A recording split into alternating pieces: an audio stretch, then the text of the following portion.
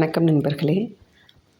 எல்லாருக்குமே வந்துட்டு இப்போ இல்லம் தேடி கல்வியில் வந்துட்டு ரீசெண்டாக வந்துட்டு ஆதார் ஒர்க்கு கால் வந்து செலக்ட் பண்ணியிருந்தாங்க. ஸோ மெயில் அனுப்பி அதில் எக்ஸாம் எழுதி அடுத்து டெஸ்ட் அட்டன் பண்ணி கம்ப்ளீட் பண்ணவங்களுக்கு ஒரு குறிப்பிட்ட பேரை மட்டும் ஜாப்க்கு எடுத்துக்கிட்டாங்க. மீதி உள்ளவங்களுக்கு வந்துட்டு ஃப்யூச்சரில் வரக்கூடிய வேலைகளுக்கு அனைத்து தன்னார்வலர்களும் பயன்படுத்திக்குவோம் அப்படிங்கிற மாதிரி சொல்லியிருந்தாங்க. அதே மாதிரி இப்போ ரீசெண்டாக அந்த இஎம்ஐஎஸ் ஒர்க்கு லேபில் ஒர்க் பண்ணுறதுக்கெலாம் வாலண்டியர்ஸ் தேவைப்படுறாங்க. கூடிய சீக்கிரம் வந்துட்டு அதுலேருந்து நாங்கள் செலக்ட் பண்ணி கேண்டிடேட் எடுத்துப்போம் அப்படிங்கிற மாதிரி சொல்லியிருந்தாங்க.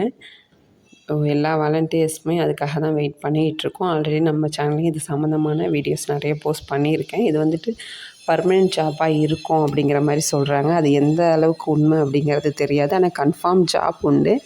அது பர்மனெண்ட் ஜாப்பா இல்லை டெம்ப்ரரியா அப்படிங்கிறத இனி வரும் காலங்களில் தான் நமக்கு தெரியும். ஆனால் பர்மனெண்ட் அப்படிங்கிற மாதிரி தான் நிறைய பேர் சொல்கிறாங்க. இப்போ வந்துட்டு அது சம்மந்தமான எஸ்எம்எஸ் எல்லாருக்குமே வருது அப்படிங்கிற மாதிரி சொல்கிறாங்க. இப்போ ரீசெண்டாக கூட நம்ம ஐடிகே ஆப்பில் அப்டேட் பண்ணியிருப்போம், மைய செயல்பாட்டு அறிக்கை அப்படின்னு சொல்லிட்டு. ஸோ அது எப்படி ஃபில் பண்ணணும் அப்படிங்கிறத நம்ம சேனலில் வீடியோஸ் போட்டிருக்கேன். அதை ஃபில் பண்ணாதவங்க இருந்தீங்கன்னா தயவு செஞ்சு ஃபில் பண்ணிவிடுங்க. அதை ஃபில் பண்ணும்போது இல்லம் தேடி கல்வியில் தொடர விருப்பமா இல்லையா அப்படின்னு சொல்லிட்டு கேட்டிருப்பாங்க. கம்பல்சரி எல்லோரும் ஆம்னு சொல்லிட்டு கொடுங்க. தவறுதலாக மாற்றி கொடுத்துறாதீங்க. கொடுத்தீங்கன்னா அது உங்களுக்கு தான் இஷ்யூ.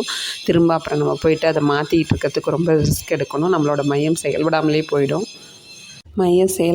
போயிடும். அதனால் கரெக்டாக அந்த ஃபார்ம் ஃபில் பண்ணும்போது அந்த ஆப்பில் போயிட்டு நீங்கள் அப்டேட் கொடுக்கும்போது கரெக்டாக, ஏன்னா எல்லாத்துக்குமே புகைப்படம் கேட்குது. அதுலேயுமே வந்துட்டு ஃபில் பண்ணவங்களுக்கு கரெக்டாக ஒரு சில பேருக்கு அந்த ஃபோட்டோஸ் கொடுத்தது எடுத்துக்கலாம், மாறி வந்துடுச்சு அப்படிங்கிறதுக்காக இப்போ ரீசெண்டாக திரும்பவும் வந்துட்டு அதில் அப்டேட் பண்ணியிருக்காங்க. அந்த புகைப்படம் மாறி உள்ளவங்க மட்டும் திரும்ப அப்டேட் கொடுக்கணும் அப்படின்னு சொல்லிட்டு ஒரு குறிப்பிட்ட லிஸ்ட் போட்டிருந்தாங்க.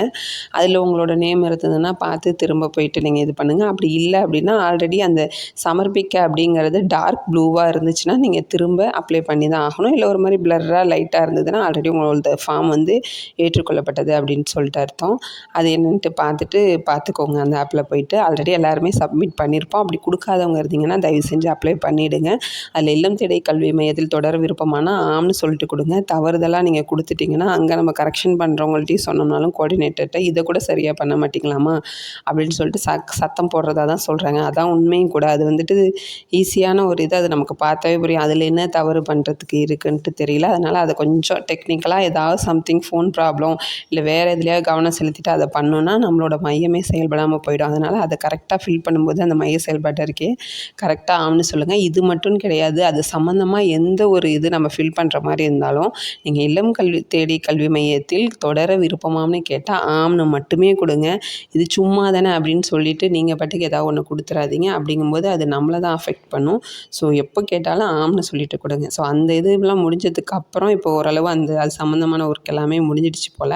ஸோ எல்லாருக்குமே ஒரு சில பேருக்கு எந்த டிஸ்ட்ரிக்ட்னு கரெக்டாக தெரில, ஆனால் மெசேஜ் வந்துகிட்ருக்கு, ரிசீவ் ஆகிட்டுருக்கு அப்படின்னு சொல்கிறாங்க. ஸோ எல்லாருமே கவனமாக இருங்க. இமெயில்ஸை எப்போ பார்த்தாலும் மெயில்ஸை செக் பண்ணிகிட்ருங்க. வரக்கூடிய நார்மல் மெசேஜை செக் பண்ணுங்கள். உங்களோட ஐடிகே குரூப்பில் போயிட்டு அப்பப்போ அப்டேட்டாக இருங்க. ஸோ எல்லா மெசேஜையும் செக் பண்ணிக்கிட்டே இருங்க. யாருக்காவது மெசேஜ் வந்தாலும் கமெண்ட்ஸில் தெரிவிங்க, மற்றவங்களுக்கு யூஸ்ஃபுல்லாக இருக்கும்.